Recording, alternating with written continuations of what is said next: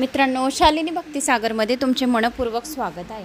तर मित्रांनो, आज आपण या व्हिडिओच्या माध्यमाने ऐकणार आहोत श्री शिवलीला अमृताच्या कथा। तर कोणी चॅनलला नवीन आलं असेल तर लाल बटनवर सबस्क्राइब करा, ऑलवर क्लिक करा आणि जास्तीत जास्त जणांना शेअर करा। कुठून कोणत्या गावात तुम्ही माझा हा व्हिडिओ ऐकत आहोत, आपल्या गावाची कमेंट्स नक्की करा। जशा कमेंट्स येत आहेत तुमच्या तशा कमेंट्स करत राहा आणि माझा आत्मविश्वास वाढवत राहा। शेवटपर्यंत व्हिडिओ ऐकल्याने आपला व्हिडिओ लवकरात लवकर वरती पोहोचतो आणि कमेंट्स केल्याने आपल्या व्हिडिओला खूप काही मान राहतो। तर त्यामुळे तुम्ही कमेंट्स नक्की करावी। तरी पण जय श्री महालक्ष्मी माता, जय श्री माताजी, ओम नमो विष्णवे नमा, ओम नमो विष्णवे नमा, श्री शिवाय नमस्तुभ्यम, जय श्री कृष्णा, निगडी, पुणे, नेवासा, संभाजीनगर। ताई, मी संभाजीनगरमधून बोलते। मला नाही का श्री स्वामी समर्थाचे गुरुवारची माहिती स्पेशल व्हिडिओ करून देईल। ताई, तुम्ही सांगितलेली कथा ऐकली, शिंदखेडा तालुक्यात पाष्ट गावातून ऐकत होती, तर खूप छान वाटलं। जय श्री महाकाल, ओम नमः शिवाय, अशा भरपूर काही कमेंट्स आलेले आहेत। धन्यवाद असाच माझा आत्मविश्वास वाढवण्यासाठी। तर आज आपण या व्हिडिओच्या माध्यमाने ऐकणार आहोत भद्रायूची कथा। खूप छान आहे, साक्षात शिवाचा आशीर्वाद आहे। कैलासाला एक फेरी मारल्याचे पुण्यफळाची प्राप्ती, 1000 गायी ब्राह्मणाला दान केल्याचे पुण्यफळाची प्राप्ती, अशा या कथांचं पारायण आपण रोज केल्याने, दररोज एक एक कथा ऐकल्याने मनातल्या सर्व इच्छा कामना लवकरात लवकर पूर्ण होतात। भोळा साम सदाशिव आपल्यावर खूप लवकर प्रसन्न होतो। एक तेलाचा दिवा, एक तुपाचा दिवा, एक पाण्याची बाटली, 2 अगरबत्ती, त्यातली थोडी रक्षा त्या पाण्यात घालायची, ते पाणी आपल्या फॅमिलीला प्यायला द्यायचं। म्हणजे याच्याने आजारपणा कोणाला असेल तर 7 दिवसातच आजारपणा नाहीसा होतो। TB, डायबिटीज, BP वगैरे जे पण काही आजार असेल, कुठल्याही आजारावर हे पाणी अगदी अमृत समान आहे। तर हे पाणी तुम्ही आजारी व्यक्तींना आणि सर्वांनी पण घेतलं तरी पण अतिउत्तम आहे। तर आता आपण कथेला सुरुवात करूया। श्री गणेशाय नमो नमः। भद्रायूची कथा, अध्याय 7वा। हे सारं विश्व व्यापून सुद्धा उरलेल्या विश्वनाथा, तुझी लीला फार अगाध आहे। मंद स्मित करीत करीत हे शंकरा, तू 6व्या अध्यायात परमभक्त सिमितिनीचे संपूर्ण चरित्र सांगितले। श्रीधर कवीचे निमित्त पुढे करून त्यांच्या वाणीमधून तूच आपले गुणवर्णन केले।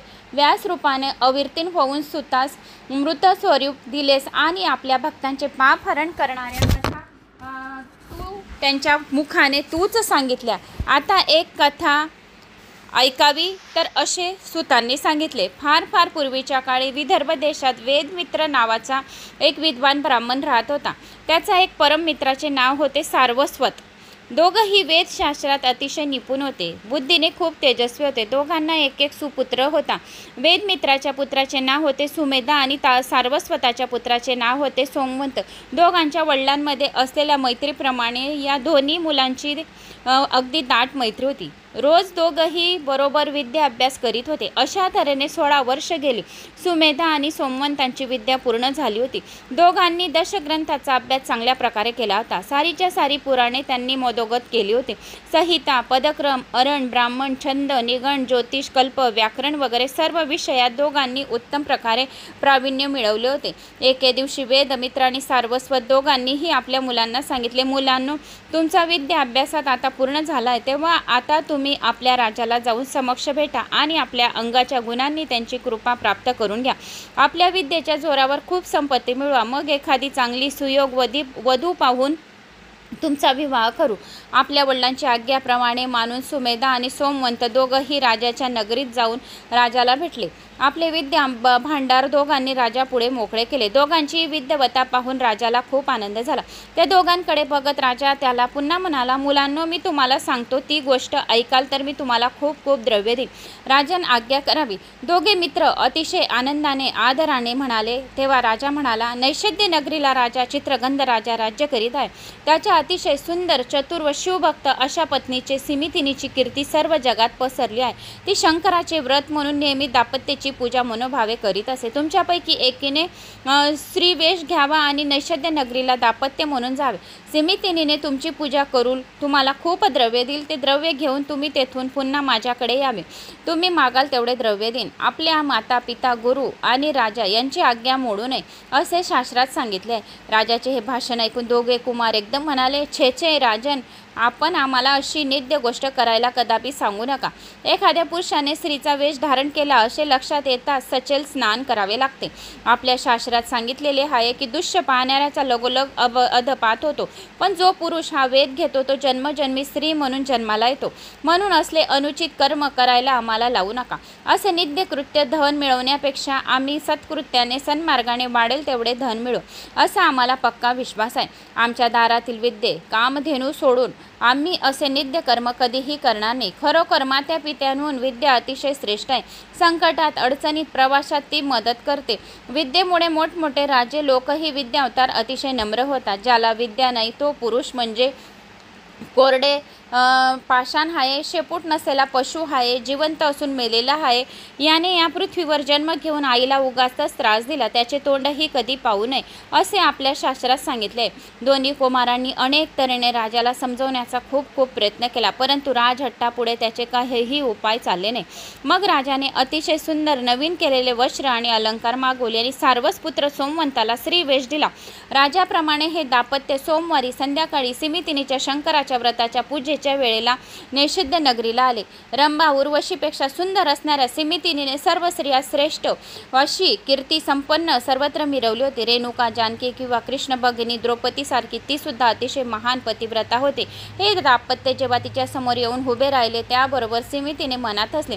तिला अंतर्ज्ञानाने कळले की हे खरे दाम्पत्य नसून दोघे पुरुष आहेत.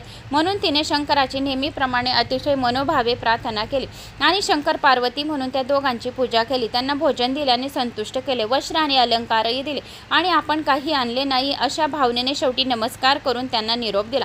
हे दाम्पत्य आता आपल्या घराकडे परत जाण्यासाठी निघाले आणि मग पुढे चालला होता पती पुढे चालला होता, पत्नी मागे चालत होती. पत्नी नाना प्रकारचे कामुक हावभाव करून आपल्या पतीला जवळ बोलवत होती. आता जाता रस्त्यामध्ये एक दाट रान लागले. सुमेधाचा हात स्त्री स्वरूप असलेल्या सोमवंताने धरला. अतिशय व्याकुळ स्वरूपात विनवले, पतिदेवा, आता या दाट रानात आपल्याला हवा तसा एकांत आहे. कामज्वरेने मी भयंकर त्रस्त झाली आहे. मला जवळ घ्या, माझी इच्छा पूर्ण करा. मी तुम्हाला खरोखर विनवत आहे, मी स्त्री झाली आहे, जरा माझ्या जवळ येऊन निरखून बघा. तेव्हा सुमेध थोड्या रागाने आपल्या मित्राला म्हणाला, सोमवंता, असली चेष्टा पुरे झाली. ती स्त्रीचं वस्त्र सोडून टाक आणि आपले पुरुषचे कपडे घाल. माझा मित्र म्हणून तू माझ्याबरोबर चल. त्याचे हे शब्द ऐकता स्त्रीरूपी सोमवंत मूर्छित होऊन पडला. सुमेधा मागे आले आणि म्हणाला, अरे तू, मी गुरु बंधू आहोत, अगदी ब्रह्मचारी आहोत, आज असली चेष्टे तुला का सुचत आहे? तेव्हा सोमवंत म्हणाला, अरे मी आता पहिल्यासारखा पुरुष राहिलो नाही. आता मला खरोखर स्त्री रूप प्राप्त झाले आहे. खरोखर आता मी कामज्वरेने तृप्त झाले आहे. तेव्हा मला शांत कर. सुमेधा अतिशय आश्चर्याने सोमवंताकडे एकटक पाहत होता. सोमवंताने त्याला अतिशय दाट अरण्यात नेले. तेथे खूप मोठे वृक्ष आकाशाला भिडले होते. खाली गळून पडलेल्या पाण्याची शय्या आपोआप तयार झाली होती. अशा ठिकाणी सोमवंताने सुमेधाचा हात धरला व म्हटले, हे माझे कमंडलू सारखे मोठे स्तन बघ, माझ्या सुकुमाराच्या अंगावर हात फिरवून बघ. तू माझा खरोच पती आहेस, मी तुझी पत्नी आहे. आता तू खरोखर माझा स्वीकार कर. असे म्हणून सोमवंताने जवळ ओढून सुमंदाचे चुंबन घेतले. त्याच्या गळ्यात आपले नाजूक हात घातले, परंतु सुमेधाने ते झिडकावून टाकले. चल, दूर हो, मला हे अजिबात पटत नाही. आपण दोघे गुरुभाऊ आहोत, गुरुबंधू आहोत. एवढी विद्या एकत्र अभ्यास केला, अतिशय कष्टाने मिळवली, तू पार विसरलास का? मला नसत्या मोहात टाकू नको, पाडू नको. आणि म्हणून सुमेधा सरळ पुढे चालू लागला. नाईलाजाने होऊन स्त्री पुरुष बनलेला सोमवंत त्याच्या मागे चालत निघाला. अतिशय सुंदर आणि सद्गुणी तरुणी एकांता स्वरूपात पुढाकार घेऊन आपले कोमरी अर्पण करायला तयार असतानाही त्याच्या मनोवृत्ती अत्यंत स्थिर राहते. जो त्या मोहात सापडत नाही, माणूस नव्हे, प्रत्यक्ष शंकर आहे असे समजावे. त्याच्यापाशी सर्व तीर्थांस्थान येऊन वास करतात. सभोवताली कुणीही नसताना एखाद्याला भरलेला धनाचा हंडा समोर दिसला आणि त्याला स्पर्श केला नाही तर तो माणूस शंकर समजावे. अतिशय चांगले काम करणारा, सत्यवचनी, सर्व विद्यात अतिशय पारंगत असलेला माणूस जर अहंकारी नसेल, गर्विष्ठ नसेल तर तो माणूस म्हणजे शंकर आहे असे निश्चित समजावे. आपल्याला पाहताच धर्मावर घाव घाडेल अशा बोलणाऱ्या निंदकाचे सुद्धा शब्द विसरून जाऊन त्याला आनंदच होतो. दुसऱ्याचे वाईट कर्म याची माहिती असून तो ज्याचा उच्चार दुसऱ्या गुणापाशीही करत नाही, ज्याला ही सर्व चराचर गुरुरूप आहेत असे वाटते, जो आपले केलेले सत्कर्म, तप किंवा दान कोणाला कधीही सांगत बसत नाही, तो माणूस म्हणजे शंकर आहे असे निश्चितपणाने समजावे. जो मूर्ख आणि गुणवशा दोन्ही व्यक्तीला सारखेच मानतो, कोणत्याही उपायाने आपली कीर्ती उगाच वाढवावी असे ज्याच्या मनात येत नाही, आपल्या विद्येचा जो कधी कुठे डांगोरा पिटत नाही, आपल्या भोवती शिष्य समुदाय उगाच जमा करीत नाही, ज्याला खरोखर एकांत आवडतो तो माणूस म्हणजे शंकर आहे असे निश्चितपणे समजावे. काम, क्रोध, लोभापासून जो कायमचा मुक्त झाला आहे, ज्याची शंकराच्या चरणी कायमस्वरूपी भक्ती जडली आहे, धन आणि माती दोन्ही ज्याला एकाच योग्यतेची वाटत आहे, खरोखर असा पुरुष म्हणजे प्रत्यक्ष शंकर आहे असे समजावे. कवी श्रीधर म्हणतात, अशा या ब्रह्मनंदात नेहमी मग्न होणाऱ्या पुरुषाच्या पायातील खडावा होऊन आपण राहावे असे वाटते. सुमेधा असा जो एक उत्तम पुरुष होता, तो सोमवंताला म्हणाला, आपण आता प्रथम आपल्या गावी जाऊ आणि मग सर्व गोष्टींचा विचार करू. नंतर दोघं जण आपल्या गावी येऊन घरी आले. सुमेधाने आपल्या पित्याला घडलेला सारा वृत्तांत सांगितला. सोमवंताचा पिता हे सारे कळता शोकाने अतिशय व्याकुळ झाला.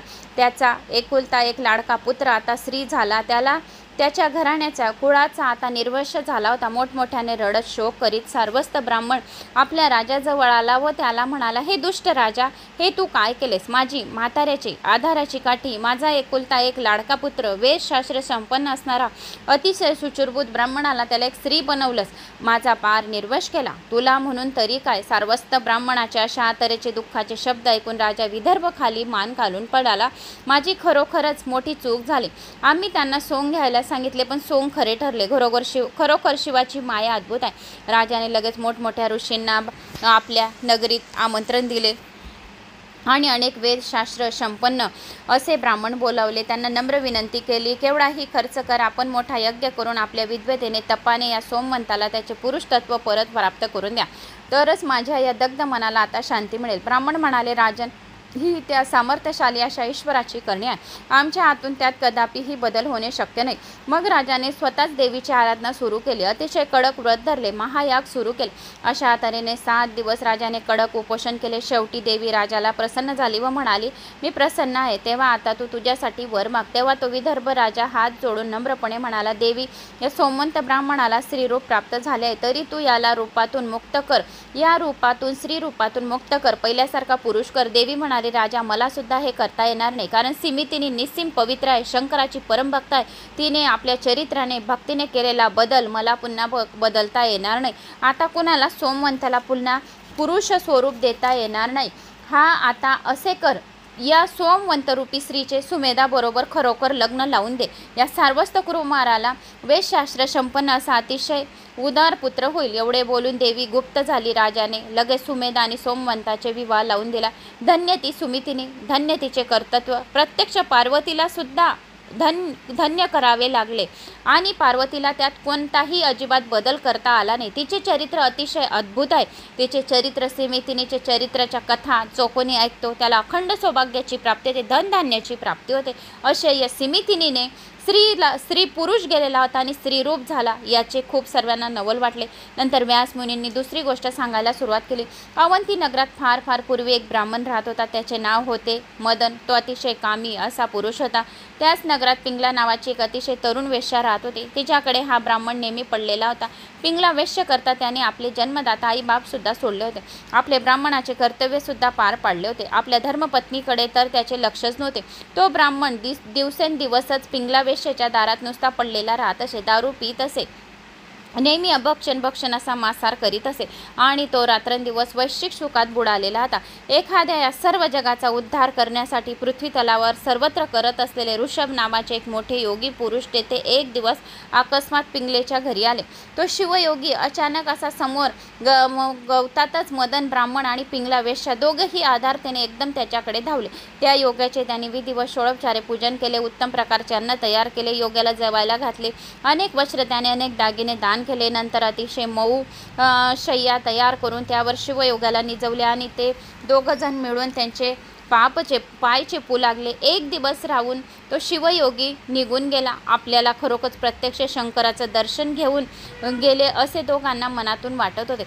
अशीच काही वर्ष उलटून गेली. कालांतराने मदन ब्राह्मण आणि पिंगला वेश्या दोघंही मरण पावली. त्या दोघांच्या हातून आतापर्यंत अनेक पापे घडली होती, तरीही शिवयोग्याचे मनापासून पूजन केल्याचे पुण्य त्याच्याजवळ जमा झाले होते. त्यामुळे त्यांना परत मनुष्य जन्म मिळाला. दार्श देशात त्याच वेळी एक राजा ब्रजभाऊ राज्य करीत होता. त्याच्या आवडत्या पटराणीचे नाव सुमिती. मदन ब्राह्मणाने सुमितीच्या पोटी जन्म घेतला. पिंगला वेश्याने कीर्तिमालिनी या नावाने महासती शिवभक्त अशा सिमितिनीच्या पोटी जन्म घेतला. मदन ब्राह्मण राणी सुमितीच्या गर्भात असताना एखाद्याच्या सावत्र आया त्याच्यासारखा द्वेष करू लागल्या होत्या, कारण त्यांना अजून मूल झाले नव्हते आणि पटराणी सुमितीला जर पुत्र झाला तर तो राजाची फार लाडकी होईल आणि राजा आपल्याकडे फार दुर्लक्ष करेल असे वाटून त्याने एके दिवशी संधी साधून सुमितीच्या अन्नात विष सोडून तिला खायला दिले. सवतीची इच्छा होती की सुमिती राणी मरून जावी, पण घडले काय की मायलेकराच्या अंगावर मोठे मोठे फोडं उठली. त्यातून सारखे रक्त आणि पू वाहू लागले. राजाने देशोदेशीचे निष्णात असे वैद्य आणून औषधी दिली, पण त्यामुळे काही केल्या थोडासुद्धा फरक पडेना. छोटा बाळ दुःखाने एकसारखा रडत असे आणि आता या जखमाच्या या वेदना सहन करण्यापेक्षा मृत्यू यावा असे राणीला सुमितीला सारखे वाटत होते. बाळ एकसारखा रडायचा, त्यामुळे राजाला थोडीसुद्धा झोप येत नव्हती. शेवटी त्या राणीला आणि मुलाला कंटाळला आणि एके दिवशी त्याने रथात बसून घोर अरण्यात दोघांना सोडून दिले. रथ परत नगरीत निघून आला. रानात अजिबात मनुष्य वस्ती नव्हती. तेथे वाघ सिंह हिंडत होते. बाळाला आपल्या कडेवर घेऊन राणी सुमती वेड्यासारखी त्या रानात इकडे तिकडे भटकू लागली, पण अनमानी पायात काटे बोचत होते. कितीही आक्रोश केला तरी ऐकणार कोण? ऐकायला कोणी नव्हते. भांडेभर पाणी द्यायला कोणी नव्हते. त्यात तिच्या अंगाच्या जखमा जास्त ठणकू लागल्या होत्या आणि शेवटी देवाला शरण जाऊन सुमिती राणी त्याला म्हणाली, हे कैलासपती, हे जगताला वंद्य असणाऱ्या शंकरा, नेहमीच भक्तजनांचा कैवारी घेणाऱ्या शिवा, तुझी मंगल कीर्ती त्रैलोक्य सतत गात राहो आणि तुझे चरित्र गाता गाताच सर्व काही माझ्या मुलाचे फोडे बरं होय. तू असे काहीतरी कर. हे विश्व व्यापून सर्व उरलेला आहेस. तू म्हणजे गुणाचा महान असा सागर आहेस आणि तू या जगाचा गुरुसुद्धा आहेस. ही सर्व अगम्य अशी माया सांभाळणारा तूच आहेस. मग माझा हा आर्तटाहो तुझ्या कानावर अजिबात येत नाही का? हे सदाशिवा, माझी तुला अजिबात दया येत नाही का रे? मी आता काय करू? हे हिंस वाघ यांनी मारलेला कान फोडून टाकणाऱ्या भयंकर आरोळ्या ऐकून माझी छाती भीतीने फार धडधडते आहे. मी आता कुठे जाऊ? कुठे काय करू? सांग तरी देवा मला. असा या दुःखी सुमितीचा आक्रोश ऐकून पशु पक्षीसुद्धा रडू लागले. नंतर ती स्त्री जेव्हा मूर्छा येऊन जमिनीवर पडली, तेव्हा वृक्ष आणि पक्षी तिच्यावर छाया करत धरत असत. पक्षी आपल्या चोचीने पाणी घालून आणून ते बाळाला पाजीत असत आणि त्याच्या अंगावर शिपडत असत. काही पक्षी गोड गोड फळांचा रस आणून बाळाच्या तोंडात घालीत. वनगाई आपल्या झुपकेदार आणि केसाळ अशा शेपटीने त्याला वारा घालीत असत. रात्री प्राण्यांपासून त्यांचे रक्षण करीत असत. अशा तऱ्हेने त्या रानात त्या सर्वांच्या सहवासात राणी व बाळ राहत होते. एक दिवस धष्टपुष्ट अशा चांगल्या कैलासावर चांगल्या बैलावर माल टाकून व्यापारासाठी त्या रानातील रस्त्याने निघालेला एक वाणी तिला दिसला. त्याच्या सोबतीने चालत चालत ती वेश्य नगरीला आली. ती एक वेश्य राजा राज्य करीत होते आणि त्यांचे नाव होते पद्माकर. त्याने सुमितीला आपल्याकडे बोलवले. तिची सगळी हकीकत सांगितली. सुमिती राणी अगदी प्रथमपासून सर्व घडलेली हकीकत राजाला सांगितली. ती ऐकून पद्माकर राजाला सुद्धा फार वाईट वाटले. त्याच्या डोळ्यातून एकसारखे अश्रू टपाटप पडू लागले. कर्माची गती गहन आहे असे मनातल्या मनात स्वतःशीच म्हणाला. व्रजभाऊसारखा बलाढ्य राजाची असलेली पटराणी अनाथासारखी वनात एकाएकी पडली होती. दीन होऊन शेवटी माझ्याकडे आश्रयाला आली होती. या घटनेला केवळ कर्मगती म्हणायची नाही तर दुसरे काय म्हणणार? राजाने सुमितीला आपले धर्मकन्या मानले आणि आपल्या राजवाड्या शेजारीच तिला राहायला एक जागा दिली. त्याने आपल्या राज्यातील निष्णात वैद्य आणून उपचार केला, पण त्या उपचारांनी ते फोडं बरे झाले नाहीत. बिचारा राजपुत्र रात्रंदिवस निस्ता तळमळत होता. शेवटी एक व्याधीने राजपुत्राचा प्राण घेतला. शोकतियाशाने सुमितीने राणी मोठमोठ्याने रडू लागली. माझे अनमोल रत्न गेले म्हणून अतिशय शोक करू लागली. लगेच शेजारी पाजारी तिच्या भोवती जमा झाले. राजा पद्माकर तेथे आला. सर्वजण परोपरीने तिची समजूत घालत होते, पण ती सारखी रडत होती. तेवढ्यात अचानक एक शिवयोगी तेथे आला. एखाद्याने भुकेने पाणी प्राण कासावीस झाले असता खिरीचा समुद्र त्याच्यापुढे दिसावा किंवा एखाद्या दुर्लभाला घर शोधत शोधत चिंतामणी स्वतःच त्याच्या पुढे यावा, तसे यावेळी असलेल्या सर्वांना वाटले. राजा पद्माकर अतिशय नम्रपणे पुढे झाला. नंतर सुंदर आसनावर त्याला बसवून त्याने मनोभावे पूजा केली. सुमितीची हकीकत शिवयोग्याने ऐकली आणि तिला गंभीरपणे सांगितले, हे मुली, आता शोकावर तू अशी उगाच रडत का आहेस? त्याचा व तुझा असलेला संबंध संपला. तो आता या देहातून निघून गेला. तुझे पूर्वजन्माचे पुत्र, पती, जन्मदाता, पिता आता कुठे आहेत तुला माहीत आहे का? 84 लक्ष योनी प्रवास करताना फिरत फिरत येथे आलीच आहेत. त्या मागील जन्मातले सुख, सोयरे आणि सर्व काही आप्त कुठे आहेत तुला माहीत आहे का? आता कुठे गेले आहेत हे तू बरं सांगू शकशील का? अशा बरेच प्रश्न पुन्हा आणखी जन्म घेशील. पण आता तू कुणासाठी शोक करत आहेस? असे शिवयोग्याने तिला बरेच काही प्रश्न विचारले.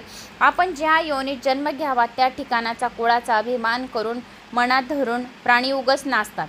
पण आपण या योनीत कोठून उत्पन्न झालो असा प्रश्न ते स्वतःला कधी विचारला का? विचारित नाही. हा तुझा पुत्र तू कोठून आणलास ते सांग बरं. आणि मृत्यू होऊन तो आता कुठे गेला हे तुला माहीत आहे का? आणि तू हे सर्व जमलेले सर्व लोक मृत्यूनंतर कुठे जाणार आहेत तुला सांगता येईल का? पुढच्या जन्मात कोणत्या योनीत तू जन्म घेणार आहेत हे तुला माहीत आहे का?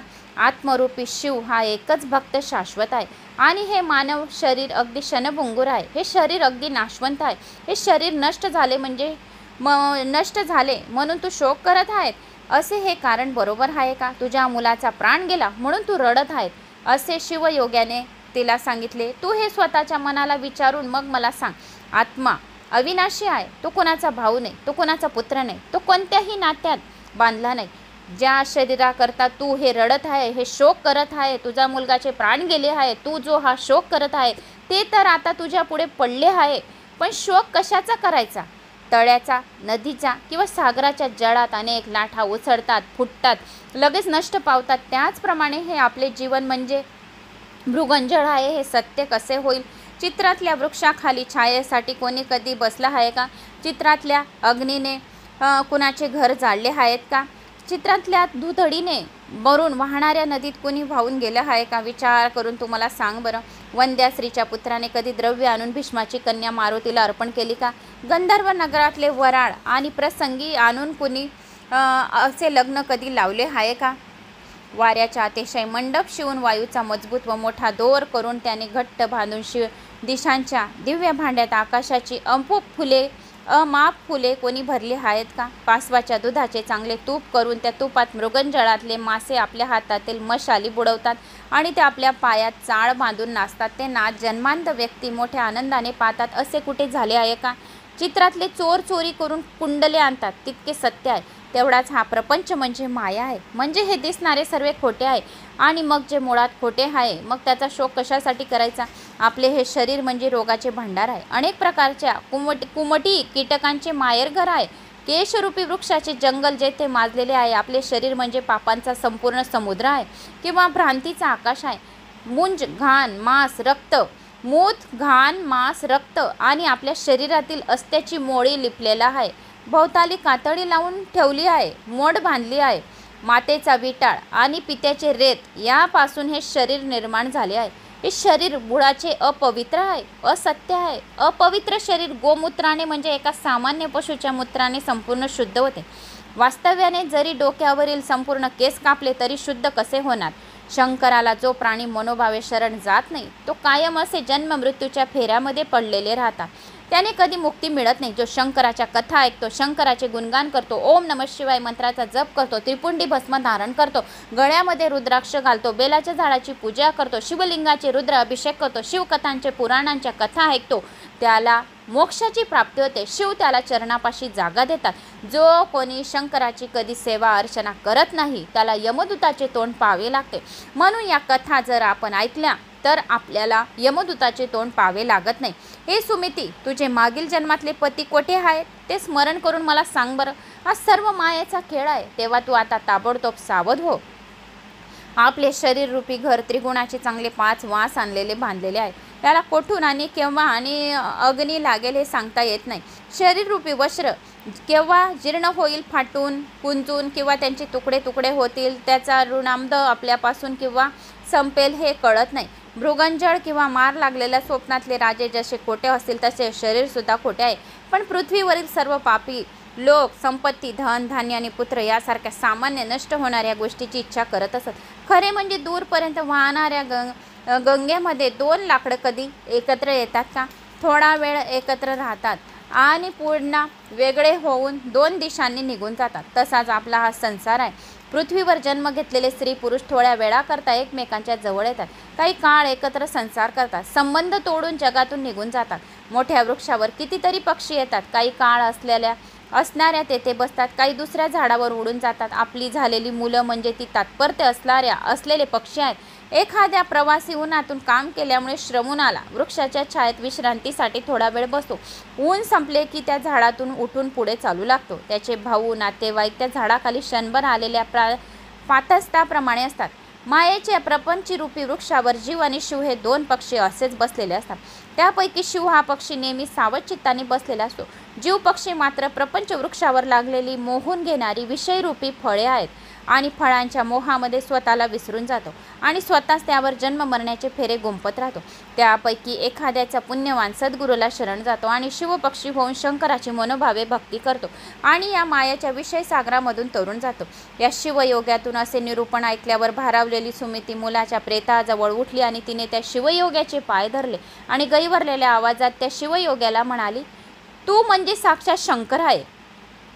ती स्त्री त्या मुलाला मृत पडलेला तिचा बालक देहातून प्राण गेलेले होते, त्याचा मुलगा मृत्यू पावलेला होता, तेथून उठली आणि त्याने गहिवरलेल्या आवाजात तिने शिवयोग्याचे पाय धरले. तू म्हणजे साक्षात शंकर आहे असे म्हटले. खरोखर तुझे ज्ञान अगाध आहे. भक्ताच्या रक्षणाकरता प्रत्यक्ष शिवच तुझ्या रूपाने येथे आला आहे असे मला वाटत आहे. आता तुला जे योग्य वाटेल ते कर. पण योग्याने सुमितीला मृत्युंजय मंत्र सांगितला. नंतर आपल्या हातात भस्म घेऊन त्यावर मंत्र घातला आणि तो भस्म सुमितीला तिच्या सर्व अंगाला लावायला सांगितला. सुमितीने तसे करताच ती रंभा उर्वशी अप्सराहून सुद्धा अतिशय सुंदर दिसू लागली होती. मग परत त्या शिवयोगाने मृत्युंजय मंत्राने भस्म पवित्र केले आणि त्या बाळाला सर्व अंगाला लावायला सांगितले. त्याबरोबर ते मृत पडलेले बाळ जिवंत झाले आणि तोही 32 लक्षणांनी युक्त असा सुंदर बनला आणि योग्याने सुमितीला नेहमीप्रमाणे नियमितपणे शंकराचे ध्यान आणि उपासना करायला सांगितले. परीस लागल्याबरोबर ज्याप्रमाणे लोखंडाचे सोने होते त्याप्रमाणे शिवयोगाच्या कृपेने राणी सुमिती आणि तिची बाळ असे दोघंही अत्यंत निरोगी आणि अतिशय सुंदर बनले. शिवकृपेने राणी सुमती बाळाला मिळालेला प्रसाद पाहून मिळालेला प्रसाद पाहून राजा पद्माकरही आश्चर्यचकित झाला. गुरुमंत्राची महती आता सर्वांना कळली होती. फक्त आपला गुरु आपल्याला मृत्यू आणि भय यांच्यापासून संरक्षण देऊ शकतो. आता सर्वांना याचा अर्थ समजला होता. जे गुरुचरणावर नितांत श्रद्धा ठेवतात त्याला कुठल्याही गोष्टीची कमी नसते असे सांगितल्याप्रमाणे आचरण करतात त्यांना धनधान्याला कधीही कमी पडत नाही, त्याच्यावर कधीही अनिष्टकारक संकटे येत नाही. आपल्या बाळाला राणी सुमितीने शिवयोग्याच्या पायावर घातल्याने त्याच्यासमोर हात जोडून ती म्हणाली, गुरु महाराज, माझ्या शरीरावरील कातडेचे जोडे करून तुमच्या पायात घातले तरी माझ्यावर झालेले तुमचे उपकार फिटणार नाही. आपली आमच्यावर सदोसदी अशीच कृपा असावी. तथास्तु. सुमिती, तुझ्या पुत्राला उत्तम आरोग्य दीर्घ आयुष्य लाभेल, तसेच तो पृथ्वीचे राज्य करेल, त्याची कीर्ती संपूर्ण त्रिभुवनात पसरेल, शेवटी त्याला शिवपदाशी प्राप्त होईल. आजपासून याचे नाव भद्रायू म्हणून ठेवतो. तुला दिलेल्या मृत्युंजय मंत्राचा जप मात्र निष्ठा ठेवून कर, न विसर पडू देता सदोसदी करत राहा. इतके बोलून शिवयोगी तेथे गुप्त झाला आणि त्यावेळी सुमिती गुरुच्या चरणावर लीन झाली आणि पद्माकर राजाला फार आनंद झाला. आपल्या सुनोई पुत्रापेक्षा सुमितीवर भद्रायूवर जास्त प्रेम करत त्याचे सर्व प्रकारचे लाड आनंदाने पुरवित होती. 8व्या वर्षी राजा पद्माकराने आपला पुत्र सुनय आणि सुमिती पुत्र भद्रायू यांचे मौजी बंधन केले. दोघांना सारखे अलंकार केले आणि दोघांना एकाच गुरुकडून सारखेच आणि उत्तम प्रकारचे शिक्षण सुद्धा दिले. भद्रायू आता 12 वर्षाचा झाला. तो स्वभावाने अतिशय सुशील होता. आपल्या आईची सेवा करण्यासाठी तो नेहमी तत्पर राहत होता. एके दिवशी अकस्मात पुन्हा एकदा मागच्या शिवयोगी सुमितीच्या घरी आला. सुमिती आणि भद्रायू धावस त्याच्या पुढे स्वागतासाठी गेले. आनंदाश्रूने दोघांनी त्यांचे चरण धुतले, केसरूपी वस्त्राने स्वच्छ पुसले, स्नेहाचा सुगंध त्याच्या चरणांना लावला, गुरुला प्रदक्षिणा घातल्या, त्यांची षोडोपचारे पूजा केली, अतिशय आनंदाने फार मोठा सोहळा केला. सुमती म्हणाली, गुरु महाराज, तुमच्यामुळे मी आज पुत्रवती म्हणून मनाने या जगामध्ये जगत आहे. मग शिवयोगाने भद्रायूला उत्तम प्रकारे नीतिशास्त्र शिकवले. आपल्या श्रुतिशास्त्र पुराणात जसे सांगितले तसे सदैव नीतीने वाघ, माता, पिता, गुरु यांच्यावर पूर्ण श्रद्धा ठेव. गाय ब्राह्मण प्रजा यांचे मुलाप्रमाणे पालन कर. सर्व प्राणीमात्रांमध्ये शंकर समज. नेहमी शंकराची आठवण कर. स्वधर्माने वाग. वर्णाश्रमाचे चांगल्या प्रकारे पालन कर. मनामध्ये पूर्ण विचार केल्याशिवाय कोणतीही गोष्ट करू नको. शब्द दुसरा कुणाला लागणार नाही याच्याबद्दल विचार कर. दुसऱ्यांसमोर काहीही बोलू नको. शत्रू कोण मित्र कोण यांना समान समज. आपली प्राप्ती किती आहे खर्च किती आहे याचा विचार करून व्यवहारामध्ये वागत जा. आपली शक्ती किती आहे आपले सेवक किती आहे त्याच्यामुळे आपल्या जीवनात यश मिळाले का अपयश मिळाले याचा विचार करत जा. याच्यावर नीट ध्यान ठेवत जा. घरी किंवा दारात आलेले अतिथी त्यांना पोटभर जेवण द्यावे. देव मित्र आपला स्वामी सर्व वेद अग्निहोत्र पशु क्षेत्री धन विद्या सर्वांकडे जातीने बारकाईने लक्ष ठेवावे. एकसारखे लक्ष ठेवीत जा. लहान वयाचे मूल पती पत्नी शत्रू सेवक रोग कौटुंबिक गोष्ट सर्वांकडे जाणून नीट लक्ष दिले नाही तर फार मोठी हानी होते हे तू नीटपणे लक्षात ठेव. तसेच जगातील ज्ञानी लोक ज्या मार्गाने नेहमी जातात त्या मार्गाचे तू स्वतः जा.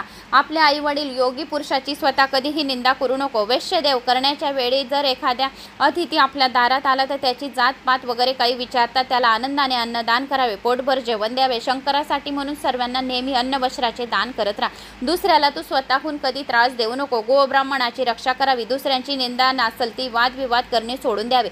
भगवान शंकराचे आपल्या मनामधून सदोसदी स्मरण करावे आणि मौन पाळल्यासारखे राहावे. चांगले वागावे. अगदी असे पक्के लक्षात ठेव. ज्याप्रमाणे आपण किंवा कोणी अन्य केलेल्या वामनामुळे पाहून आपल्या त्यापासून तोंड फिरवतो त्याप्रमाणे दुसऱ्याचे असलेले धन आणि दुसऱ्याची असलेली स्त्री पाहून तुझ्या मनात काही वाईट वाटू देऊ नको. नेहमी मनोभावे संगसंगी शिवपूजा करीत जा. नेहमी पुराणे शास्त्रे शिवाच्या कथा ऐकत जावे. पवित्र स्नान होम जप अभ्यास पंचज्ञ स्नान गाय ब्राह्मण यांची रोज सेवा करावी. शिवाचे गुणगान नित्यनेमाने करावे. दिवसभर करत राहावे. श्रवण मनन चिंतन केल्याने मनातून आळस निघून जातो. आपल्या आत्म्यामध्ये परमात्मा वास करतो. आपल्या पत्नीसह आनंदाने वेश्य सुखाचा उपभोग घे पण परस्त्रीकडे चुकून सुद्धा पाहू नको. शत्रूला जरूर शिक्षा कर पण साधू संतांच्या ठिकाणी नम्रपणाचे भाव ठेव. संसारात कोणाचाही मत्सर फार मोठा शत्रू असो कोणीही असो त्याचा करू नको. कोणाचा हेवा करू नये. दुर्जनांना तुझी शक्ती दाखव पण सज्जनांना मात्र नेहमी नमस्कार कर. अशा अंगाचे अहंकाराने सर्व पृथ्वीवर राज्य करून घे आणि तू सर्व काही जिंकून घे. असे सर्व काही ब्राह्मणांनी आपले कर आणि तुझी वाचा नेहमी शिवस्मरणामध्ये दंग असू दे. हे दान करण्याने तुझे दोन्ही हाताचे सार्थक होऊ दे. यात्रा करण्यासाठी किंवा देवदर्शनाला जाण्यासाठी चालून जाण्याचे दोन्ही पायाचे सार्थक होऊ दे. शिवध्यानासाठी रोज न चुकता बसत जा. संतांना प्रेमाने आलिंगन देऊन जात जा. त्वचा अतिशय पवित्र होऊ दे. पुराणे ऐकून तुझे दोन्ही कान पवित्र होऊ दे. पुराणे ऐकल्याने सर्व पापांचा नाश होतो आणि काही दोष असतील ते सुद्धा नष्ट होतात. शिवाचे मंगल पवित्र रूप पाहताना दोन्ही नेत्राचे सार्थक होऊ दे. शिव निर्माल्याचा आपल्या नाकाने सतत वास घेत जा. अशा रीतीने तू आपली सर्व इंद्रिय नित्य शिव भजनी लाव. कोणी दीन अज्ञानी अनाथ असा तुझ्या राज्यात आढळला तर त्याच्यावर सदैव तुझी कृपा राहू दे. ईश्वरावर नेहमी प्रेम ठेव. संतांशी सतत मैत्री ठेव. जे देवांना कधी जाणत नाही मानत नाही नेहमी उपाक्षा करत नाही दररोज नियमित आहार आणि नियमित झोप घेत जा.